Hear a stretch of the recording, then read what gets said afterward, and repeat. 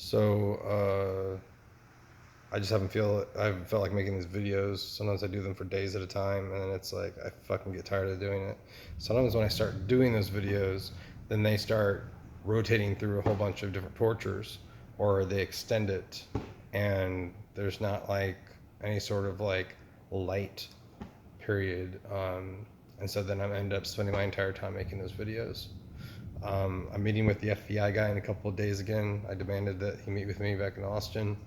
I can't take any more of this. Obviously, I will if I have to, but I'm just so disappointed in my dad and in Agent Wayne Sampson. Um, I think that they know, but like, and then like a good, but I don't want to be paranoid even in a good way, because they've done this to me so many times where they're like, I just have gotten so many messages from my dad in which he keeps flipping on things. He's still like, he says like, Tom says that you may have not meant to threaten his daughters, and I'm like, I didn't threaten anyone, period. And we're going on a text that Thomas interpreted, probably because of them, or certainly because of them. And I was talking about two sketchy neighbors from like 5 doors down when I was at the Grove about 2 years ago. And my dad remembers it wrong. And he remembers it as that I did that during, it was either brought up by Tom or that I actually did that during the meal that we had at some Mexican like burrito place or taco place near Manchac and I think it was at Manchac in South Lamar or nearby that. And I was like, Dad, no, you confronted me, I believe, over the phone. Um, and I was like, I think, and he might have confronted me in person around that during that trip. But I'm pretty sure he confronted me over the phone. And at the time, I was like, what? What do you mean threaten Tom's daughters? I've never threatened anyone except for them, you know, um, uh, which is a natural reaction when you're being fucking attacked.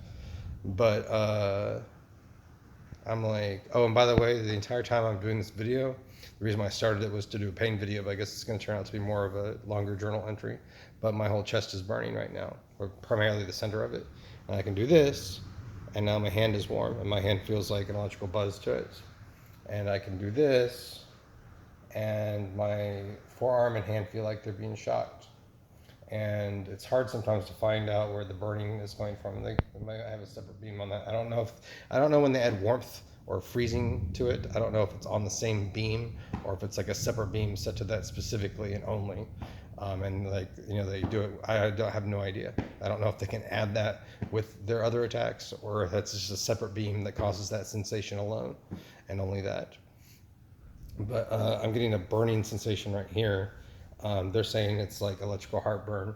I've never had heartburn in my entire life. I've had acid reflux, which they can mimic to a certain degree, but it's definitely not acid reflux. They were doing that to me yesterday. They were crushing my throat like a motherfucker. I felt like somebody was like literally like throat punching me here with like their fingers, and I kept having to do like that, and I would feel like a beam coming over here. And sometimes when I would partially block it, they would move it over here, and it felt like someone was just jabbing their fucking hand and digging their hand into the side of my neck. And like I could do this, and then like my hand would hurt, and then sometimes my hand would be hit like on my or my forearm would be hit from this angle and from this angle. But it seems like they were like hitting it like they were hitting it like that. Like I guess they only have to hit it, like it doesn't matter what angle they're coming from, and sometimes they're hitting it from head on, and I kept having to dip my head down. When I would feel something on my head, or they would move it down, and so I would do this, and it literally felt like someone, almost like if you've ever swallowed like a hard candy, or swallowed something hard like an ice cube, like that was too big for your throat, and you just like that painful sensation of it, and even when it goes down, it still feels like it's there. That's the sensation that they gave me. And sometimes they do that when I'm eating and I'm just having like a sandwich and I'm having like a normal bite of a sandwich, and like that never causes that sensation, even if you have like a really big bite of a sandwich, like just a sandwich, like a turkey and cheese sandwich on white bread. Um, they would do that, and I'll eat, and they'll go like, ugh. And then sometimes, even when it's just a turkey sandwich, like just with refrigerated turkey, they would do that throat freeze sensation, like if I've had like a Slurpee or something, and you don't get throat freeze from a fucking sandwich. It wasn't frozen.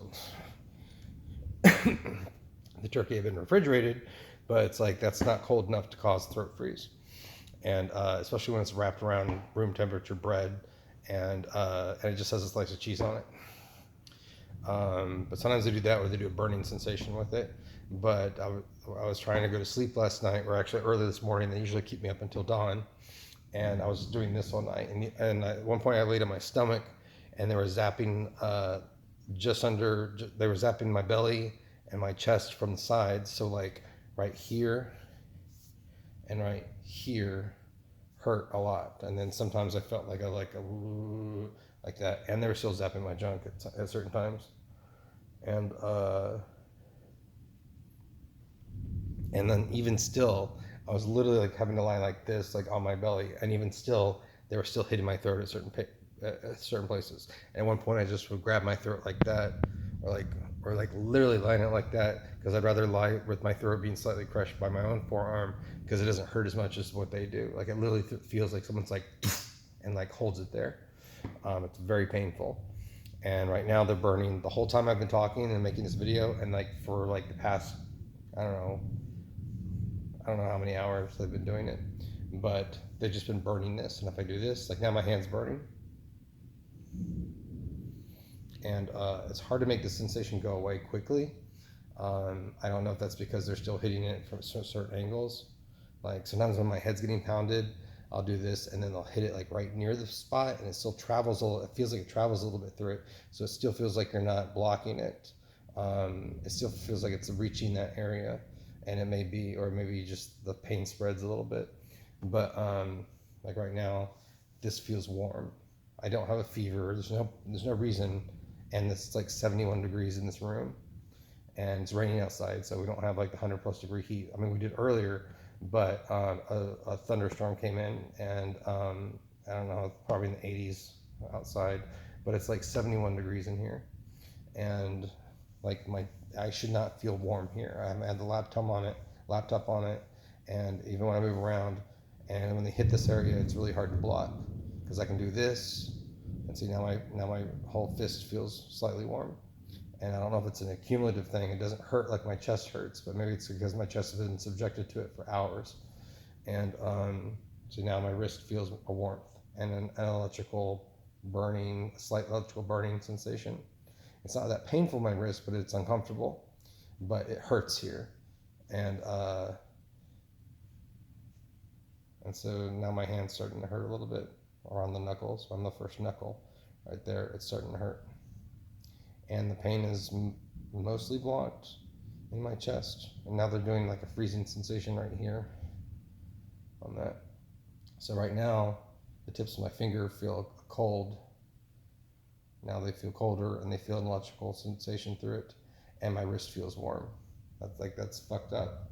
And now I can do this, and now my hand hurts. So now I feel like something's pounding down on my hand, and it hurts. It feels like almost like a crushing, jabbing, piercing sensation. Not like a needle, but like, I don't know, it's hard to explain. It's like, it feels like I guess it's part of the electrocution, but it feels like it's being crushed at certain times, or jabbed, or it's just a painful, aching. It's very painful. And this isn't the worst, but the chest, it's like, oh my God, it's like they've been doing it for hours. And right now, my wrist just feels like there's slight electrical burn to it, and I can still feel the warmth in my sternum. But they keep moving it around. Whenever they hit this area, for some reason they move that around more than other attacks. But it's just been a fucking nightmare, and I kind of think my dad knows, because his messages have been so fucking rude, and like he keeps making false statements. Like he told me like you can block Voice's skull, and I actually did a tinfoil cap when I was at the Manor House. I felt like a fucking idiot, but I did it, alone, and that didn't seem to work. So maybe it wasn't thick enough. But he says if you cover a certain area, and I didn't even look up what the area is. I think it was here or whatever. But I covered my whole. I just I made it like a cap, like a tinfoil cap, and that didn't seem to work. And then he told me that like a year and a half ago, I think. And then, or 2 years, somewhere in the last 2 years or year and a half. And then he told me like last year, oh, I talked to an FBI guy and he said the voice of the skull is not real. And so for like, we've been going on a year saying he thinks it's not real. And then I tell him it's real, and he's like, voice of the skull can be blocked by doing this. And I'm like, I also told him that the FBI guy talked to the Red River family practice, which I'm going to meet with him to talk about in a couple of days. And I was like, they confessed, which I already knew they confessed. And he was like, who have you been talking to? He was like, I talked to your doctor 6 months ago, which shouldn't be allowed because I don't think I put him. I don't think I allowed him to release to talk to my doctor's office about that. And he was like, they said that they were sorry about the experience. He's like, it didn't happen like the way you think it did, or something like that. And I'm like, I wasn't drunk or high, and if I was high, it wouldn't matter. I still would have a good memory. I would still have a memory, even if I was drunk. I would have, unless I was blackout drunk. And I don't get like that. And if I ever have gotten like that in the past, it's been in a scenario or a place where that's appropriate to be like that. And it's like, and like I'm like, I didn't go to my doctor's office. Like, I can't remember the last time I had a drink. Oh, yes, I can. When I first came here, and then Ray took me out to dinner, I had like a margarita for like the first time in I don't know how long, years. It was like the first alcoholic drink I've had in forever. And I was like, and I'm like, I don't have a faulty memory, more so than the average normal person. I actually have a very good memory. They fucking remind me of it all the time. And they also try to make my memories false as well and create false memories, and lie all the time as well. So it's like, and they create stories, so I have to keep track, not like I want to, but voice of skull, you can't not hear it. So they're storing all this information, all these fucking storylines in my fucking brain because I can't block it. But then he's like, I don't think, but he reacted in a way, it should have been like, I'm so sorry, I didn't believe you, oh my God, blah, blah, blah. And so they keep saying, well, like, just like they have with his other asinine asshole messages, where they're like, well, he knows, but he's pretending not to know, like aggressively so, or so blatantly so. And it's like, I don't know if that's true or not. It doesn't matter. He's still treating me like shit, and he's still not doing the right thing. And it's like, if he has known, how long has he known? And again, like, they know that they know that they're being caught, and they keep saying like, I'm their last ride. And I believe that they know that they're being caught. I believe that the FBI guy knows. I don't think that 550 error message was a random coincidence. I don't want to be paranoid and think the worst of it, which they keep spinning. They keep spinning it like, oh, we got that done, or he's in on it with us, or we have an IT guy that made that happen, which mirrors the 550 error message that I got when I misspelled Mark McLeod's email address a couple of times. And the second time, I actually thought it was a bounced email because he didn't work there anymore, which it may be true or not. And again, I don't know if he was impersonated or not. But I'm like, what are you guys doing? You're risking my fucking life and well-being, and Max's as well. I'm like, and there's other people that have suffered as well. And like, you're not doing the right thing. You're waiting too long. It's like, get me the fuck out of here. Tell me that you believe me. Give me some fucking money so I can get on a plane